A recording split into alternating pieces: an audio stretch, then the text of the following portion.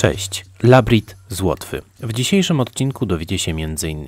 jak dotrzeć w te niezwykłe wybrzeże z takimi klifami, jak wyglądają łotewskie góry, mówimy prawdę czy się droczymy, gdzie jest i jak wygląda stolica zakonu kawalerów mieczowych, gdzie zobaczyć można te piękne drewniane wille i pensjonaty, w końcu czego stolicą jest Ryga, oprócz tego, że kraju. Ogólnie będziecie bardzo zaskoczeni, jakie krajobrazy może mieć Łotwa. Cześć, Cześć, dzień dobry. tu Ania, I Marcin. czyli Wędrowne Motyle. W dzisiejszym odcinku kontynuujemy odkrywanie Łotwy, a jak widać zaczynamy w stolicy, czyli w Rydze. Później skierujemy się na północ od Rygi i zrobimy małą pętelkę po północnej Łotwie, a dokładnie krainie nazywanej Liwonią. Zapraszamy.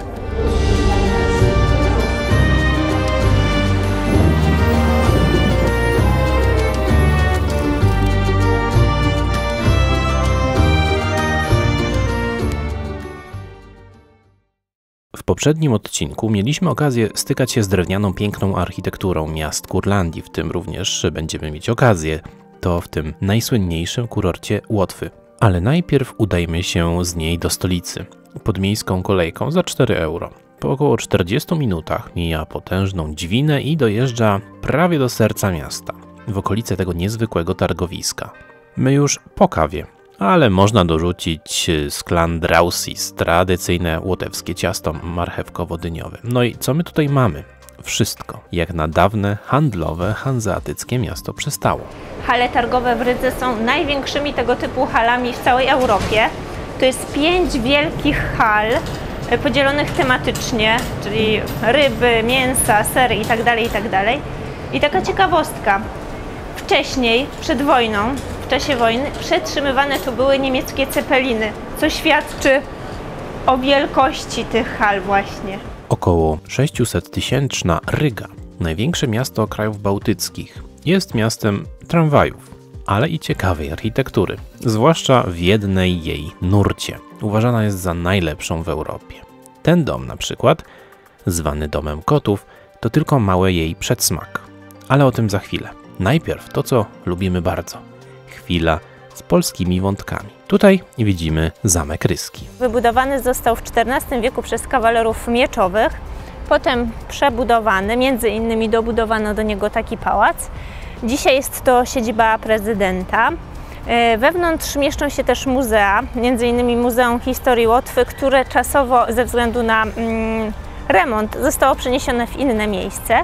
Ale z miejscem tym wiąże się pewna historia. Właśnie tutaj wielki mistrz zakonu krzyżackiego w Inflantach złożył hołd lenny przedstawicielom króla polskiego. Król polski Stefan Batory także przybył tutaj na zamek i przyjął hołd lenny z kolei od mieszkańców Rygi, którzy jednak po krótkim czasie, bo po kilku latach zbuntowali się przeciwko Rzeczpospolitej. Jeśli chodzi o Stefana Batorego, to spotkamy go też w najwspanialszym budynku miasta, absolutnej jego perle.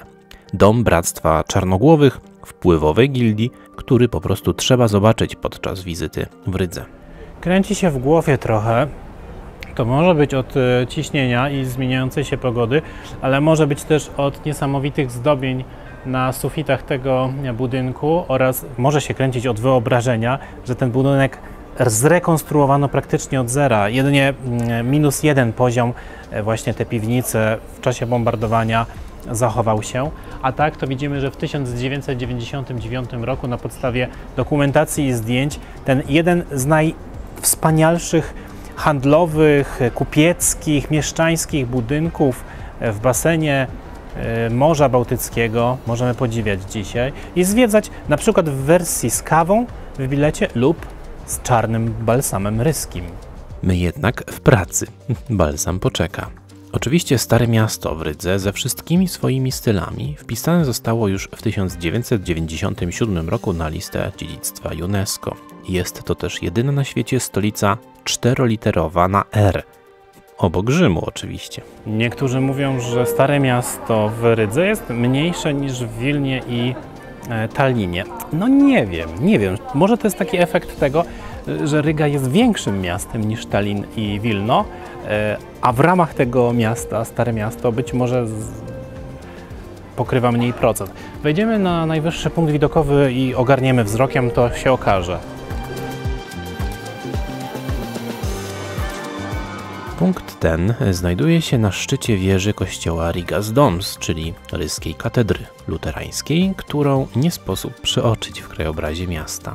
Łotwa, z uwagi na korzenie osadzone w sekularyzowanym państwie zakonnym, była krajem raczej protestanckim. Tam widać wieżę telewizyjną, tam Dolinę Dźwiny, tu odwiedzone wcześniej hale targowe, a tu... coś nam to przypomina. Zobaczymy później.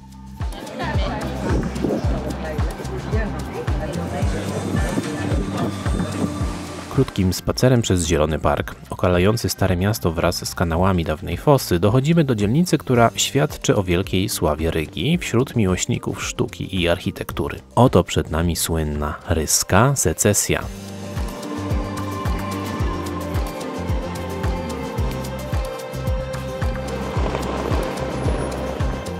W mieście znajduje się nawet Muzeum Secesji, zdecydowanie usadowione w jednym z najpiękniejszych tego typu wnętrz, jakie widzieliśmy. Co więcej, można powiedzieć, że Ryga jest nawet bogatszym, jeśli chodzi o taką architekturę, miastem od Paryża czy Wiednia. Niektórzy nazywają ją nawet stolicą architektury Art Nouveau, czy też po prostu secesji na świecie.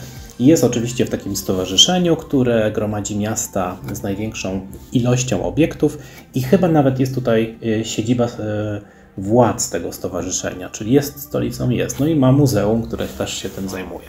Niedaleko w podobnej kamienicy znajduje się polska ambasada, do której mieliśmy zaszczyt zostać zaproszeni na kawę i porozmawiać o działaniach. Dostać prezent, książkę o Polakach w Lipawie. Z najnowszych wiadomości, za rok, w okrągłą rocznicę, przez naszą placówkę będzie organizowana inscenizacja bitwy pod Kirchholmem, czyli pod jedną z dzielnic dzisiaj Rygi. Jeszcze tylko porównanie. Czy aby na pewno wspomniany wcześniej budynek Łotewskiej Akademii Nauk jest kuzynem Pałacu Kultury i Nauki w Warszawie?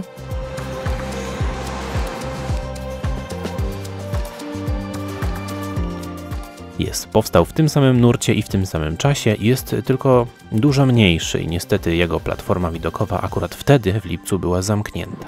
Będzie powód do powrotu, chyba.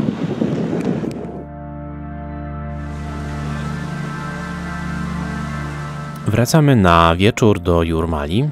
Dzień był to bardzo długi, łącznie 13 godzin na nogach. A dlaczego warto umieścić Jurmałę w tym odcinku? Jurmałę, w której celowo zamieszkaliśmy, by skorzystać z plaży i pachnącego igliwiem otoczenia.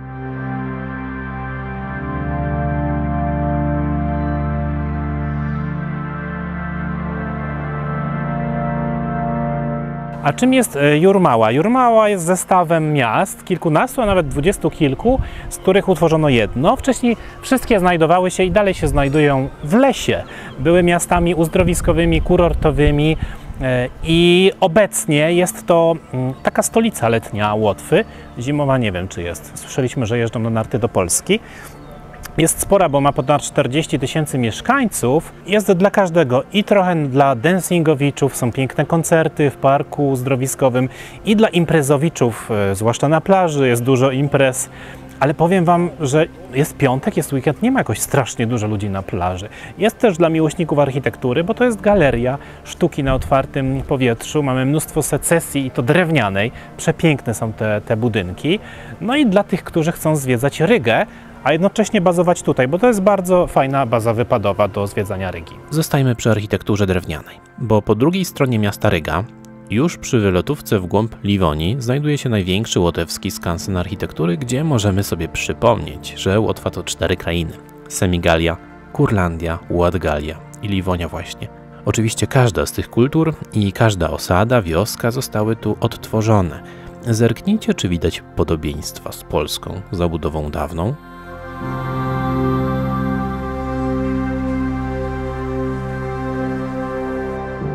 Jedną z części tego skansenu, notabene założonego dokładnie 100 lat temu, w 1924 roku, u północnych opłotków Rygi jest fragment wioski liwońskiej, czy też liwlandzkiej. Po łotewsku to jest Widzem. Kim byli Liwijczycy, czy też Liwończycy, byli ludem ugrofińskim. Wspominaliśmy trochę o tym w poprzednim odcinku, o północnym czubku Półwyspu Kurlandzkiego i przylądku Kolka. Oni się oczywiście różnili od tych mieszkańców, którzy zamieszkiwali Ładgalię, Semigalię i Kurlandię, czego dowodem jest na przykład taki bardziej pasujący do ich bardzo bliskich krewnych, czyli ludów obecnej Finlandii, palenisko w kształcie namiotu. Oni zostali w XII wieku przetrzebieni i wyparci przez krucjaty zorganizowane przez biskupa, arcybiskupa Rygi i zakon kawalerów mieczowych. Ostatecznie wtedy zdobyli ich ziemię, no i historia tego narodu systematycznie się kończyła. Chociaż też nie do końca, bo te tradycje nawet do dzisiaj się pielęgnuje. I pojedziemy tam, właśnie pojedziemy do miejscowości, gdzie możemy udawać ze swoją rejestracją, że jesteśmy stamtąd, bo bardzo podobnie ona wygląda. Będąc w skansenie, jeśli jest w nim karczma, to zawsze jest prawdopodobieństwo, że zje się w nim coś dobrego, coś lokalnego. No my idziemy dalej śladem chłodników i szukamy kolejnych różnic. No i na pierwszy rzut oka wygląda tak samo jak każdy chłodnik, ale jest pewna niespodzianka w środku. O, ser, kawałki sera pieczonego. Ciekawe. Czyli nie ziemniaki? Nie, nie ziemniaki, chociaż tak wygląda jak krokiecik ziemniaczany. A tutaj mamy ten pyszny łotewski chleb, ale w formie takich grzaneczek z czosnkiem. Super pyszne, chrupie świetnie. To jest dobre. Po takim wstępie trzeba już z dumą wkroczyć do Liwonii, najlepiej w okolicach Siguldy, gdzie, jeszcze poza Parkiem Narodowym, pierwszy raz spotykamy się z przepięknie przebijającą się przez lasy i wzgórza rzeką Gaują. Ona za chwilę przejmie główną rolę od Rygi.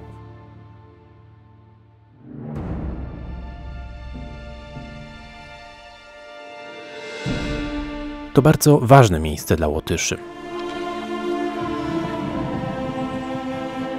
Znajduje się w miejscowości Sigulda właśnie, która będzie też naszą bazą wypadową na najbliższe 5 dni w środku Parku Narodowego Gauja, największego na Łotwie. Nazwa Sigulda wzięła się od zamku warownego, który stawiali krzyżacy wzdłuż rzecznej Doliny Gauja.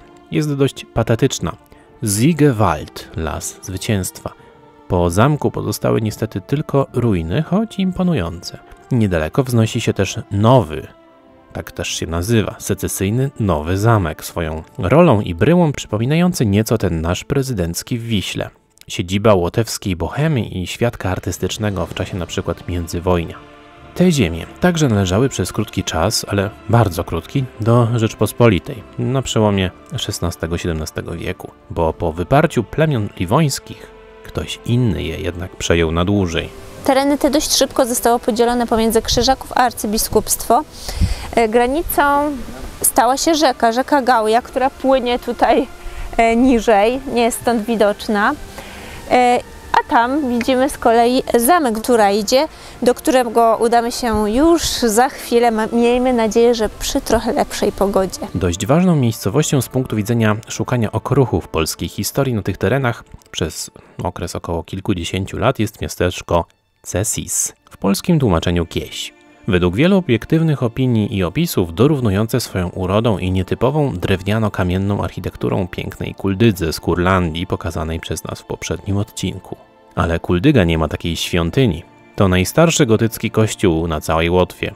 Kościół świętego Jana Chrzciciela z 1284 roku. W latach 1582-1621 był katedrą katolickich biskupów Inflant. Kuldyga nie ma także tak sławnej warowni. Był to jeden z najważniejszych, jeśli nie najważniejszy zamek kawalerów mieczowych. Była to ich stolica, tutaj stolica posiadłości na Inflantach. Tutaj była również siedziba mistrzów tego zakonu.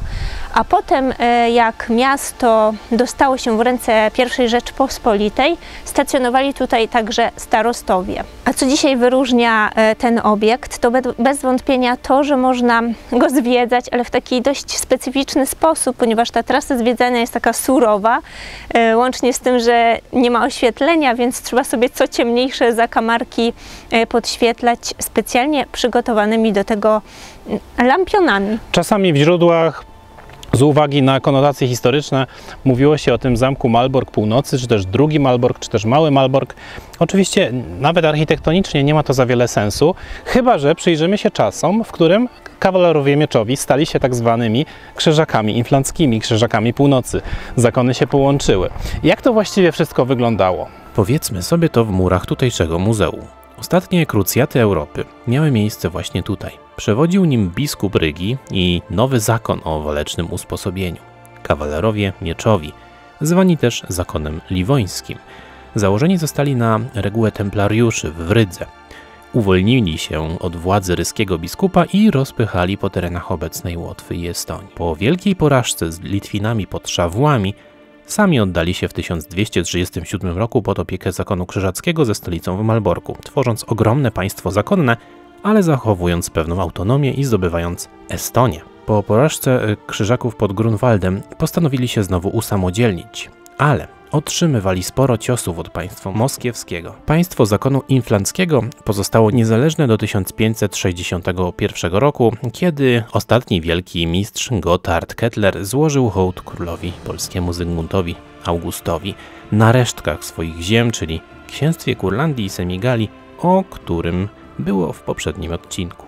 Przed rycerzami zakonnymi i armią biskupa mieszkali tu Liwończycy, ale i Wendowie, stąd nazwa dawna Kiesi to Wenden, a polskie województwo za czasów Zygmunta III Wazy miało nazwę wendejskie. Później zostało przejęte przez Szwecję, a to co nam zostało, część Ładgali, nazwano właśnie inflantami polskimi. Dzięki kawalerom mamy jednak na Łotwie całkiem dużo zamków i warowni, ale nie tylko dzięki nim, bo wewnętrzny konkurent arcybiskup Rygi też nie próżnował. Ten zamek, bardzo ładny swoją drogą i klimatyczny, w Straupę, był jego letnią rezydencją, a ten słynną siedzibą. Ale zanim go odwiedzimy, musimy zmienić samochód na wygodne buty, bo przed nami dzień wędrówki tutaj po Parku Narodowym.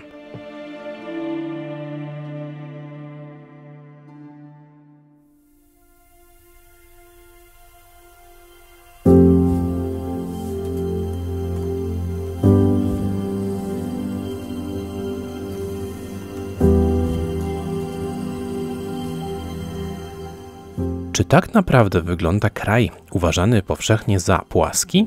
Tak, tak, dobrze widzicie. Wyciąg narciarski, bobsleje letnie. To jest fragment Łotwy nazywany przez nich samych ich górami. Jak się nie ma, co się lubi, to się lubi, co się ma.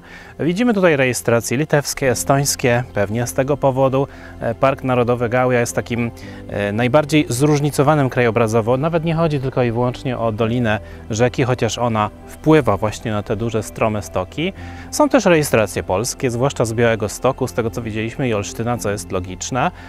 I teraz wykorzystamy sobie ten dzień, między innymi, żeby użyć szlaku, ale tak jak Ania zapowiadała, po drugiej stronie rzeki tym razem. Tam są 3 atrakcje, a może nawet 4, sprawdzając na mapy, także idziemy. Park Narodowy Gauja to tak zwana Szwajcaria łotewska lub liwońska. Jesienią lubią tu urlopować się Litwini. Przejedziemy na drugi brzeg, a właściwie drugą część doliny kanionu, przejedziemy kolejką górską. Jedyną taką na Łotwie, działającą od kilkudziesięciu lat. Sama w sobie jest po prostu wielką atrakcją, więc najpierw używamy jej, a potem szlaków.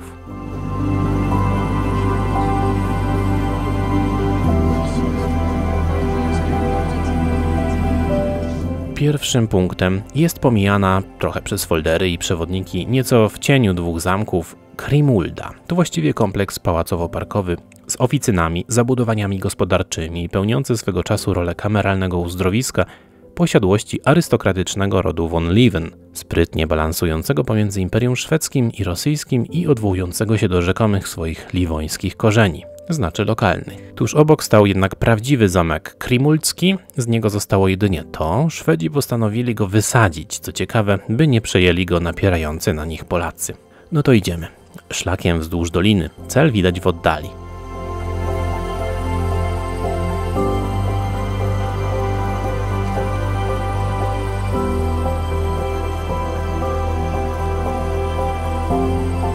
Po krótkim spacerze, na szczęście w cieniu, w upalny dzień, dochodzimy do emblematycznego miejsca całej Łotwy, które zapewne niektórych szokuje, bo nie kojarzy się na pierwszy rzut oka z Łotwą. Oto i ona.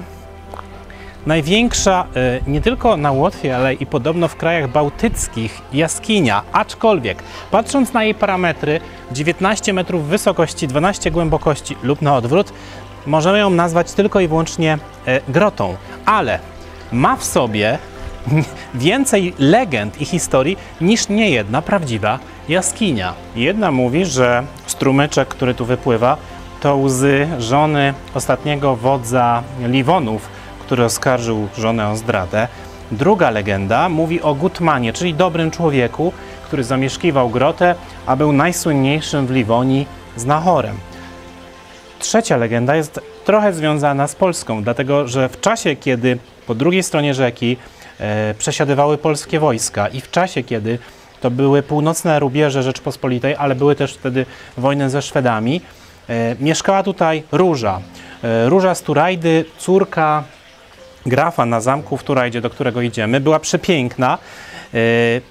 Miała romans z zamkowym ogrodnikiem i pałała do niego wielką miłością. Natomiast podkochiwał się w niej też polski rycerz Adam Jakubowski, który postanowił z zazdrości zwabić ją tutaj do jaskini, udając liścik od Wiktora. Niestety historia skończyła się tragicznie. Cała wycieczka to właściwie około 2-3 godzin marszu w jedną stronę i tyle samo w drugą, ale i sporo przewyższeń. Jesteśmy w najchętniej odwiedzanym w całej Łotwie muzeum. Właściwie jest to park etnograficzny skansen, się nazywa Turaidas Musei Reservatis, którego gwiazdą jest oczywiście zamek. Natomiast tak przy okazji, patrząc na bilet, widzimy, że jest trochę podobnych słów w języku łotewskim do słów w języku polskim. Na przykład cena, to tutaj też cena. No i cena to 6 euro od osoby. Całkiem sporo polskich turystów, dużo wycieczek objazdowych po krajach bałtyckich. Turajda zdecydowanie zasłużyła sobie, zapewne też dzięki najbliższym okolicom, na miano perły północnej Łotwy i jednej z najważniejszych atrakcji turystycznych tego kraju.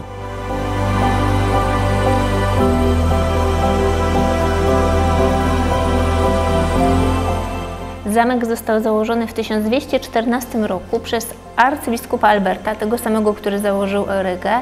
I był to bardzo ważny ośrodek tutaj, ośrodek centrum administracyjne, a także potężna twierdza obronna, która miała stanowić przeciwwagę dla zamku, który znajdował się po przeciwległej stronie zamku, oczywiście kawalerów mieczowych. Z czasem oczywiście na tym terenie zrobiło się za ciasno dla tych dwóch potężnych władz, w związku z tym, czy też sił, w związku z tym doszło do konfliktu.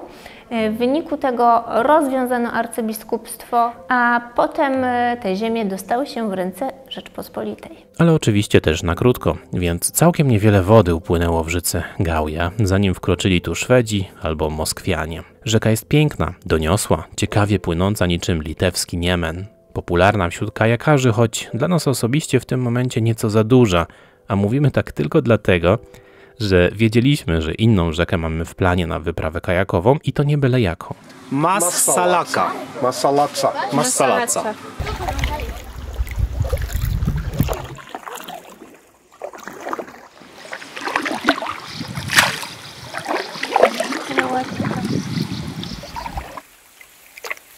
Rzeka Salaca, poprawił nas pan, nie Salaka, jest rzeką płynącą przez charakterystyczne, wyżynne, składające się z czerwonego piaskowca tereny. No i właśnie one składają się na wyjątkowość tego, co można oglądać z kajaka po dwóch brzegach. Podobno nie jest trudna, mamy taką nadzieję, bo nie jesteśmy bardzo doświadczonymi kajakarzami. No i za chwileczkę zobaczymy.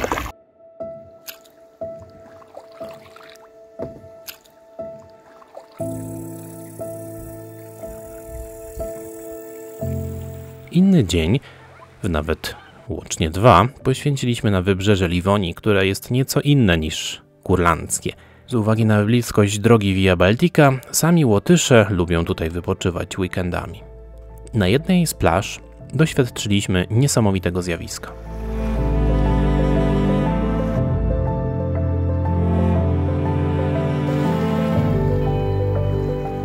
Był to upalny wczesny wieczór, około 2 godzin przed zachodem słońca, czyli Około 20 powietrze parowało, fale były delikatne. Nie flauta, jakby się wydawało, ale zupełnie inne, bardzo rzadkie zjawisko, które marynarze nazywają znikający horyzont. Woda nie odbija nieba jak lustro, ale zlewa się z nim w bladą, jednostajną przestrzeń, tworząc prawdziwy bezkres. Gdy wrzuciliśmy to w nasze social media w formie pionowej, okazało się wiralem z łącznym wyświetleniem ponad 1 300 000 widzów. Miało to miejsce na plaży w miejscowości Tuja. Kolejny dowód na to, że czasami z pozoru zwykłe rzeczy potrafią jeszcze zachwycać.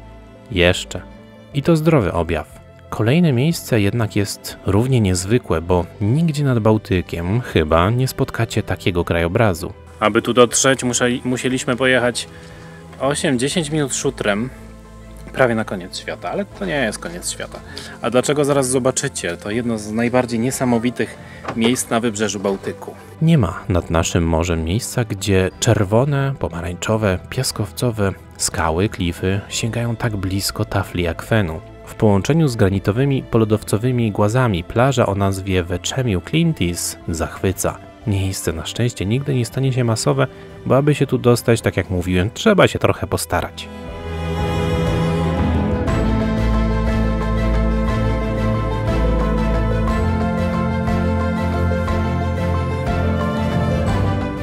Być może tego drzewa, tej brzuska nadmorska. Ciekawe. Nie będzie za kilka lat, także cieszmy się każdą chwilą. Myślę, że te rodzaje klifów piaskowcowe, czasami 4-5 metrowe, będą dłużej. One się zmieniają, są jakieś małe jaskinie, groty, takie kolumny, no ale są. Niezwykły pas wychodni piaskowcowych, może nie aż tak czerwone jak w Parku Narodowym Gauja, czy tam, gdzie płynęliśmy rzeką, ale jak najbardziej wiążąca się z tą historia, z tą częścią Livonii. Te głazy, które tutaj są i które wcześniej widzieliśmy, akurat nie je przyniosły rzeki z Livonii, z górnej części i wyrzuciły właśnie nad morze. Niesamowite miejsce, bardzo piękne. Gdybyśmy byli tylko malarzami, niekoniecznie słowa czy filmu, ale takimi prawdziwymi, zapewne rozłożylibyśmy tutaj sztalugi w mig i nawet nie straszne byłyby nam komary.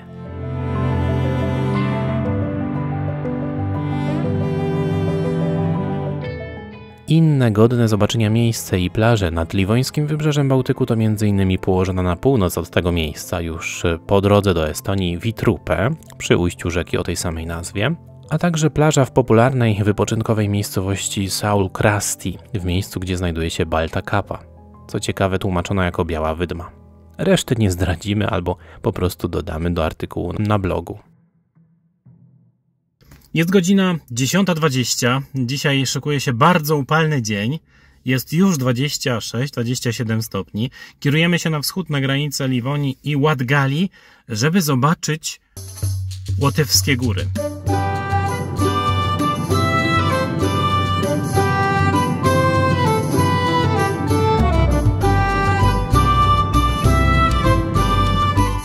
Teren się unosi i zaczyna przypominać dzięki polodowcowym jeziorom naszą, na przykład Suwalszczyznę. Najwyższy fragment Łotwy leży poza głównymi drogami i szlakami turystycznymi, już dość daleko od Rygi czy Siguldy.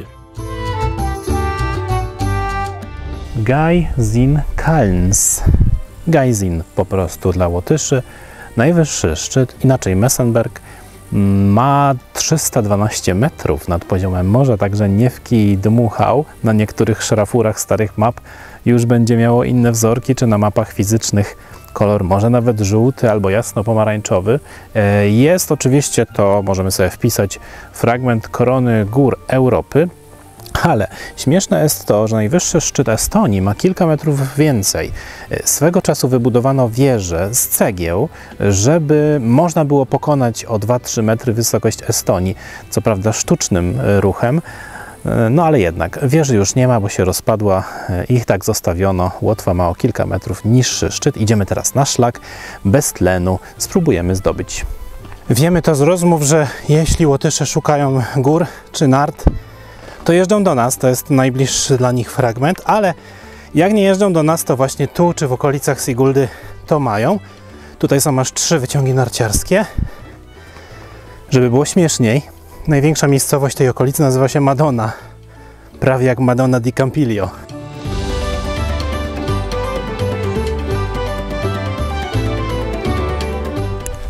No. I mamy to. Korona Europy Łukasza dla miasta Knurów. Także nasi tu byli. Pozdrowienia dla pana Korona Europy Łukasza. I to by było już wszystko, jeśli chodzi o ten odcinek i w ogóle o naszą podróż po Łotwie.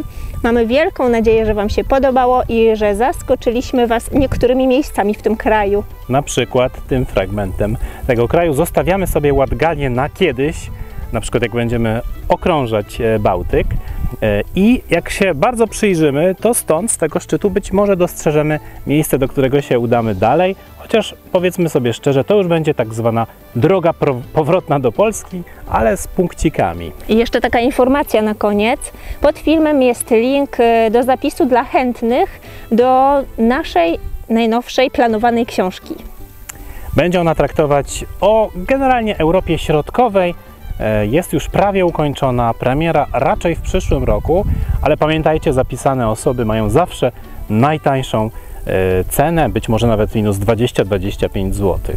A my zapraszamy oczywiście do oglądania tego odcinka i wszystkich innych. Do zobaczenia. Ale zostańcie jeszcze z nami, niebawem kolejny odcinek w podobnych klimatach. Będziecie mile zaskoczeni. Cześć!